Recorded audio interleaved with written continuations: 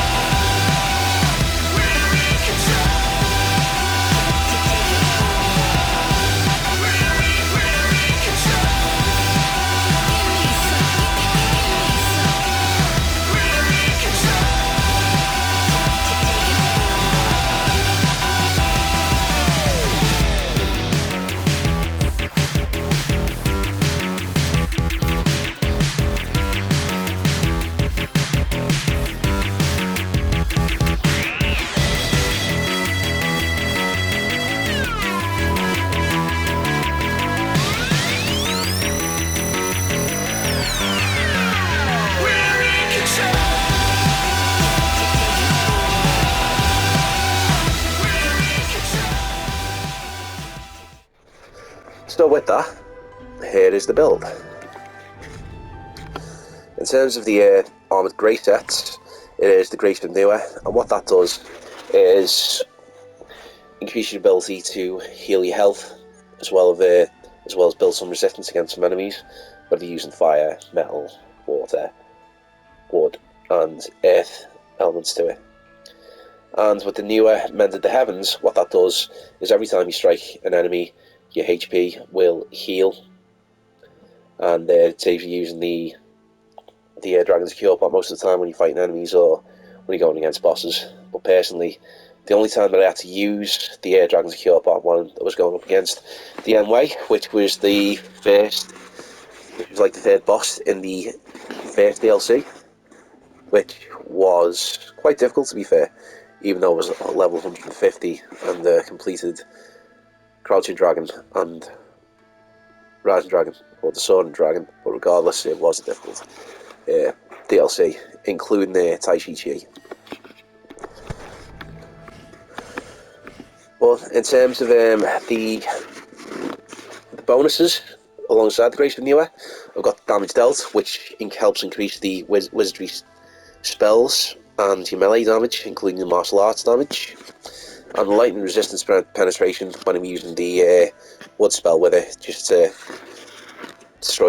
power through the enemy's defense, regardless if they are weak or resistant to the lightning effect, but even better if they are weak or vulnerable to the lightning damage. Including spell duration and melee attack damage, just to have the imbued weapons spell prolong, including the melee attack damage.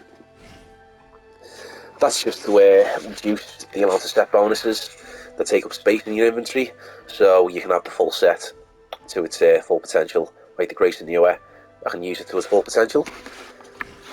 And damage dealt again, a morale points gain, which really is the key with these builds as well.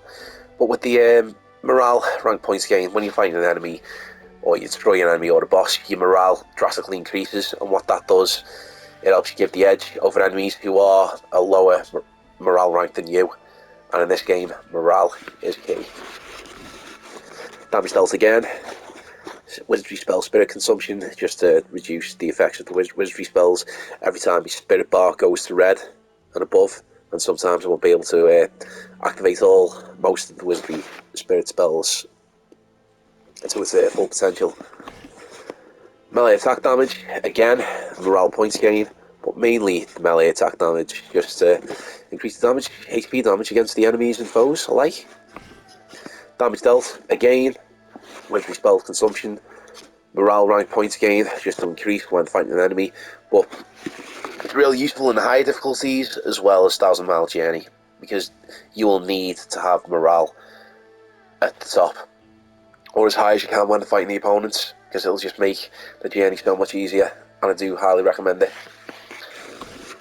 Morale rank points gain again, it just increases on the melee attack damage.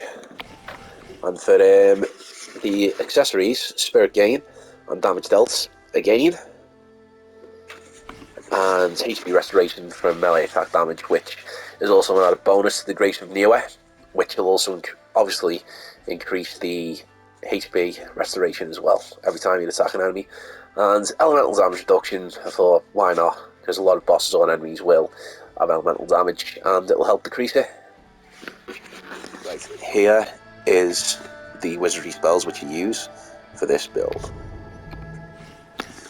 We have the Absorb Vitality, and what that does is every time you strike an enemy or a boss, your HP gradually increases, which will help save you using the Dragon's Cure pot as well.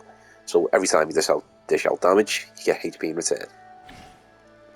The Imposing Slab wizardry spell, this is one that I use very much in most of my playthroughs as well, and most of my missions, but I'll use this on enemies every time I'm struggling, or if I'm using it on a boss to help increase their negative spirit gauge as well. This, on top of your melee attacks, also increases a combo, so it'll keep your opponent staggered, which will stop them from attacking you, and then once their negative spirit gauge is up, it leaves you room to land a critical strike. And this is probably one of the best wizardry spells in the game, and at the beginning of the game as well. I highly recommend it for any type of build. The lightning weapon is also the main wizardry spell which you use, as demonstrated in the clips before, but this stacks with the lightning resistance penetration bonus set as part of my longsword weapon, and that will dish out damage to the opponents who are resistant to lightning as well. But overall, it's a great spell to use. The stone weapon, which I'll use against most enemies as well, if the two lightning resistance to me other spell, then I'll use this on top as a replacement, and that'll help increase the heaviness on opponents, which will slow them down and increase the red spirit gauge to the top.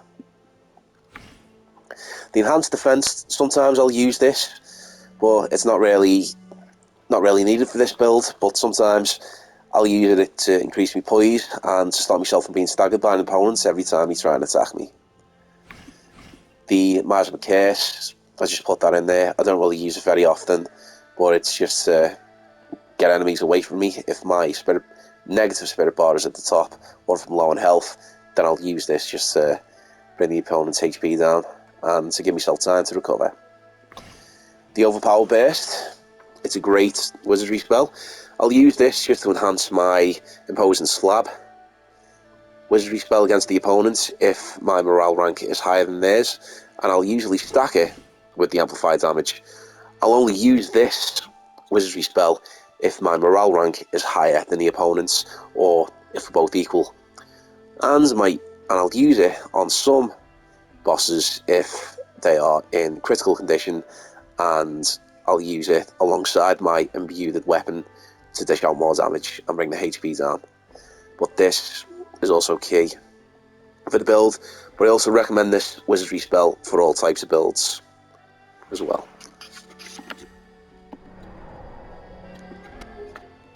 As for my Divine Beast, I've got Qinglong, which helps increase the restoration of my HP.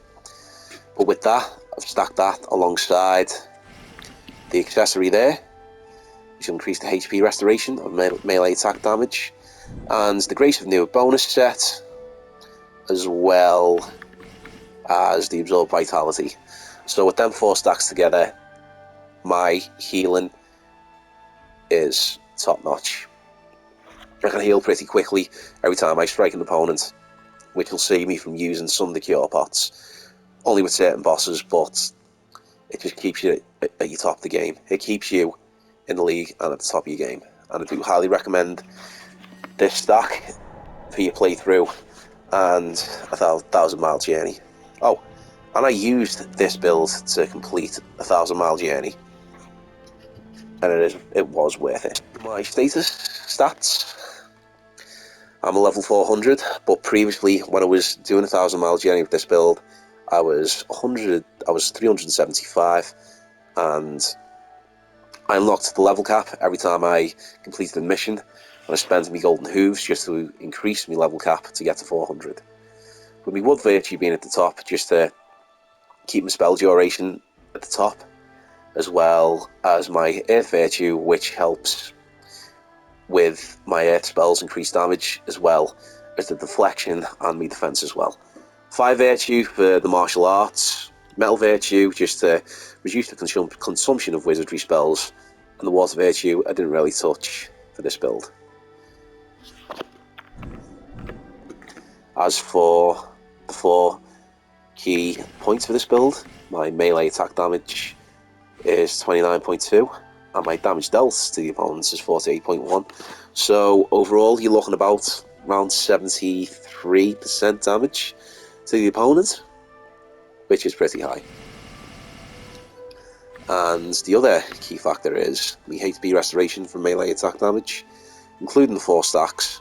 It's AA, really good, and my morale rank points gain, which is also key to this build, especially if you're doing a 1,000-mile journey or the higher difficulties. It's really, really useful, and I do recommend you have the morale rank points gain in your bonus sets, because you'll need it for the higher difficulty, and especially with this new DLC coming out next week. And that's it.